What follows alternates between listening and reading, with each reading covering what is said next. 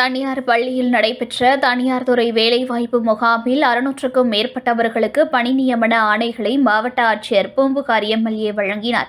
மயிலாடுதுறை மாவட்ட நிர்வாகம், மயிலாடுதுறை மாவட்ட வேலைவாய்ப்பு மற்றும் தொழில்நெறி வழிகாட்டும் மையம், தமிழ்நாடு மாநில ஊரக மற்றும் நகர்ப்புற வாழ்வாதார இயக்கம் இணைந்து 20/12/2025 பொறையாறில் மாபெரும் தனியார் துறை வேலைவாய்ப்பு முகாம் நடைபெற்றது. முகாமில் 70க்கும் மேற்பட்ட முன்னணி தனியார் துறை நிறுவனங்கள் மற்றும் 5 திறன் பயிற்சி அளிக்கும் நிறுவனங்கள் கலந்து கொண்டன.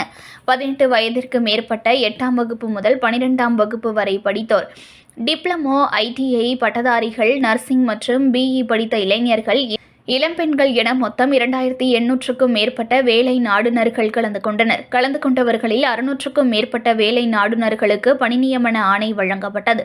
224 நபர்கள் 2ஆம் கட்ட தேர்விற்கும், 55 நபர்கள் திறன் பயிற்சிக்கும் தேர்வு செய்யப்பட்டுள்ளனர்.